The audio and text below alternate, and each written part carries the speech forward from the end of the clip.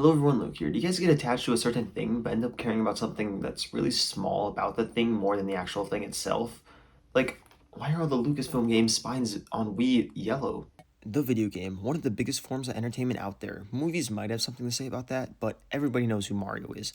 Video games are huge, so it's obvious I have a big collection of them, but sometimes there are these imperfections, like I don't own a Double Dash box, so my GameCube collection looks a bit small, or Wii Sports and Resort come in these like sleeves, or I only own one Xbox 360 game.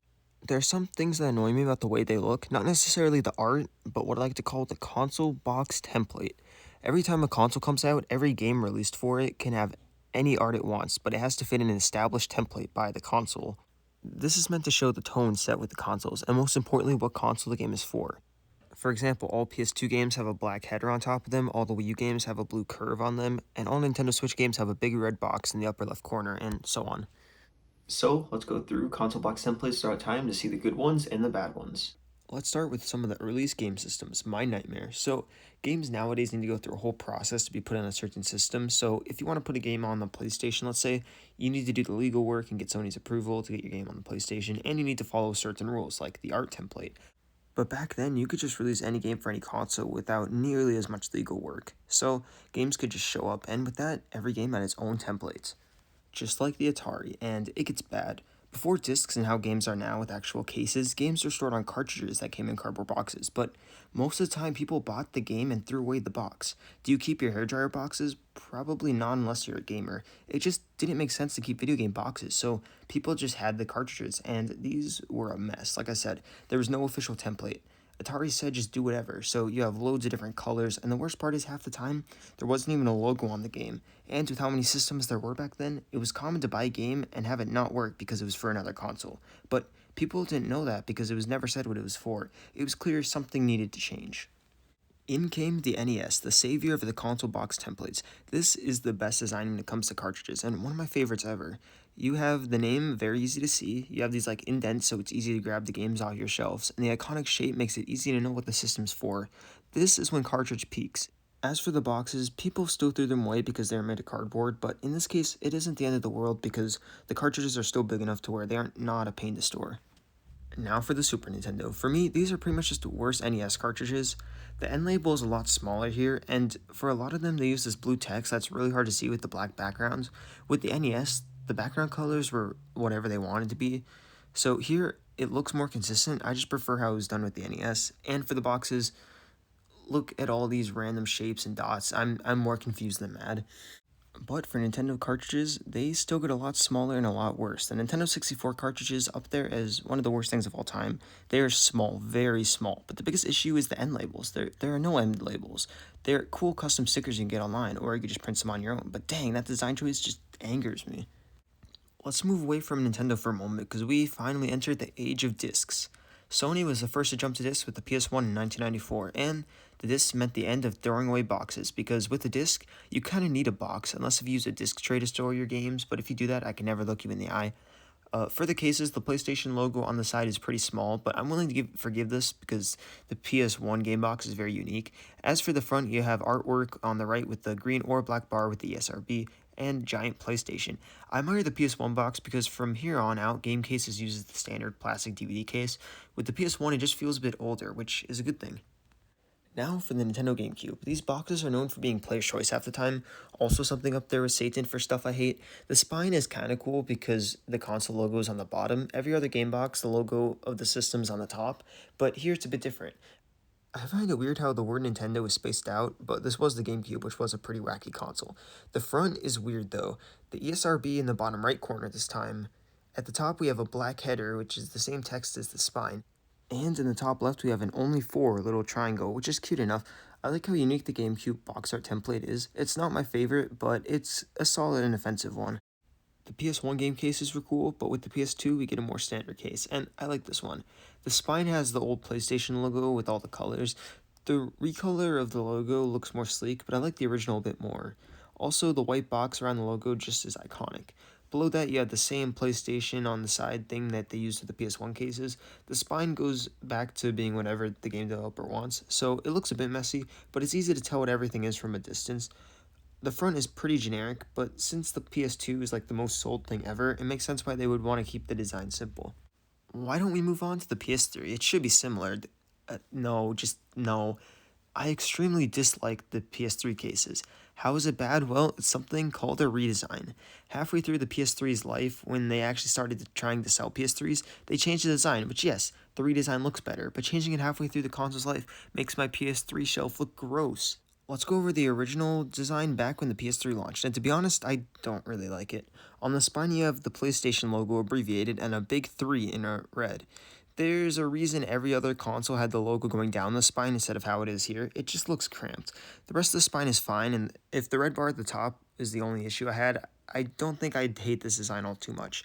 But the front is just weird. You have a colorful logo and then the name of the console on the side. The PS1 did this, but that was the PS1. The PS3 is supposed to be the best-selling console ever, and the design is this? I know all the PlayStation library came in Blu-ray cases, but the spine on the front makes the artwork just feel small. I'm glad it was changed.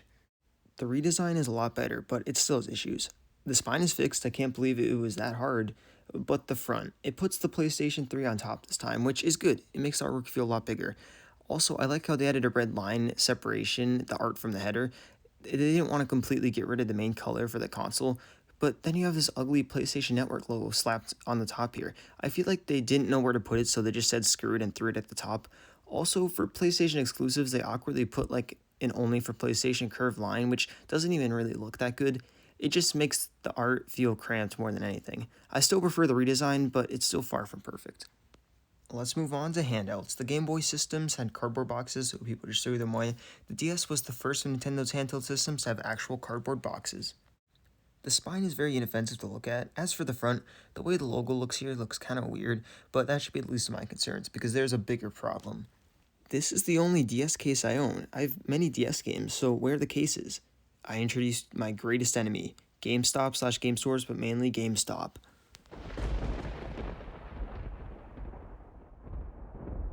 So to save space in their stores, they throw away the actual boxes because I guess the games are meant to be more portable.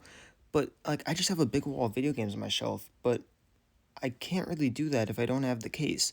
Instead, I have this plastic case which has plenty of game slots. And yes, this is way easier to have when traveling, and I pretty much only use my 3DS on road trips, but I like plastic on my shelf, and when they throw away the boxes, I can't have that. As for the cartridges themselves, don't get them mixed up with Cheez-Its. Now, let's move on to the Wii. This system had a lot of games, so like with the PS2, it's important that the box is simple enough, and they managed to do that. I really like the Wii's case design. The spine is really good with the Wii logo being in the perfect spot, and all the game names themselves being in whatever the font they want. And while that seems like a bad thing at first, it works here because every Wii game case is white, so you know exactly what system it's for. So having Wii games with their logo on it, it makes finding a particular game for the system really easy. And that's just a spine. I like the front even more. I just love how the Wii logo comes down and curves down. It's unique and that's awesome. This is a perfect as game cases get. I'd also like to comment on the certain game that stands out, New Super Mario Bros. Wii. It has a red case. Now, normally I would be mad, but I like this as kind of like a one-time thing that just makes the game special. Now, every Lucasfilm game being yellow, that's testing my boundaries.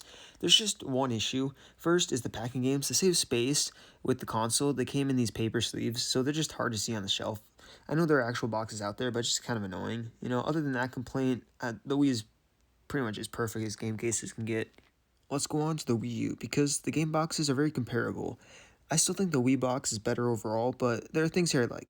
First is the company logo on the bottom. It just makes the spine feel more complete. And I really like the little emblem on the spine right under the logo. It's meant to show what the game is going to be about, and it makes the Wii U boxes stand apart from the Wii boxes, which is cool. But at the top of the case, this little wave thingy, which it's cool how it connects to the front, but on a shelf it looks so bad because if the art is just a bit off, then it just looks weird. Sometimes the game doesn't even have that wave thing. It's just too inconsistent and weird. I mean, look at my Mario Party 10 case. As for the front, it just copies the GameCube case. It doesn't look all too good. The yellow bit in between the blue and the art also doesn't look that good. Yellow isn't even the main color of the Wii U. But the worst thing about this case is the actual color. See, most of the boxes are blue because that's just the color of the system, just like how the Wii's boxes are white. But why is the Mario Kart 8 box red? With something like New Super Mario Bros. Wii, that was a special one-time thing, and the whole game color was themed around red. With Mario Kart 8, it doesn't even make sense. The 8 in the logo is blue. The spine has blue text. It's clear that this game is meant to be blue, so why make the box red? And why is the Wii U header still blue? If you want to make a red box, go all the way with it. Like with New Super Mario Bros. Wii. This is just weird. And what's worse is that they did it again with Mario Maker. Let's just move on. Now, I've been talking mainly about Nintendo and Sony. I feel like I'm forgetting someone. Oh yeah, Microsoft, my favorite. That's me being sarcastic. It's just, I don't hate Microsoft. I don't hate their game cases. It's just, Microsoft is the newest out of the big three gaming companies, and by the time they got popular, a lot of their games were online.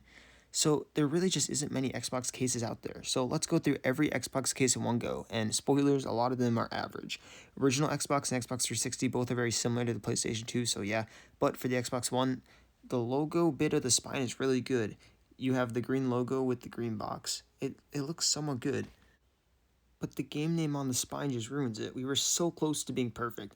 But having all game names have that gray background but different fonts just looks kind of weird on the shelf, not gonna lie. If you're gonna have the game logo on the spine, then go all the way with it and do what the PS3 did and have different color backgrounds. It would have made it just look a lot better. Now, I know what you're thinking, but the Wii did this. Why do you praise that but not the Xbox One? Well, the white backgrounds there contrast better with more colors than the gray. And two, the game company at the bottom of the spine are all different sizes and shapes, and it's really not pleasing to look at. And for the Series X cases, do those even exist? Like, I'm serious. They have the same design as the One, but they take out the One and the green Xbox logo and they turn it gray, oversimplifying things. It's not distinct at all and just looks worse. And you know what? That's probably the most I'll ever talk about Microsoft, so let's just move on. Let's go to one of my favorite Nintendo handhelds, the Nintendo 3DS. You have the little emblem things from the Wii U's box, which I like. The front has the system's name on the right this time, which is a cool way to change things up. I just have one complaint, changing the logo midway through the system's life. Earlier in the 3DS's life, the Nintendo logo looked like this, and when they changed it to this red one in later 3DS games, which is just like with the PS3, I prefer the new logo. But when they change it halfway through the system's life, I'm just not much of a fan. For the cartridges themselves, they are just like the DS cartridges, but the corner sticking out a little. I have no opinion of this. Let's now get on to the newer consoles. The PlayStation 4 and PlayStation 5 are really similar. Both box sizes are the same, the design is the same. The only real difference is the colors, and I like how they did it here. The PS4 case is blue with a white outline, the PS5 case is white with a blue border. They go together really well. I like both these, and I hope they keep a design similar to this for the future. And lastly is the Nintendo Switch cases. For Nintendo's consoles, they have big cases. For Nintendo's handhelds, they have small cases. And for their first hybrid, I like how the case is in the middle. The actual shape of the case is really unique. I'm not a huge fan of the big red square in the upper left corner. It always feels like it's covering up the artwork, which is not how you want your header to feel. And with the spine, every game has the white text with the same font. It looks consistent and cool from a standalone point, but it's really hard to actually find a game you're looking for. With something like the PS3, you can see all the games from pretty far away because of the unique backgrounds and fonts. With the Nintendo Switch, you need to be really close to your shelf to actually see the names of games, but it's a small price to pay for looking really, really cool on my shelf. And that was video game cases. Overall, you'd think it would be easy to make one, but it is a hard task making a template for a whole generation of consoles. Anyways, this episode's getting too long, my voice is starting to hurt, so see you all in the next one.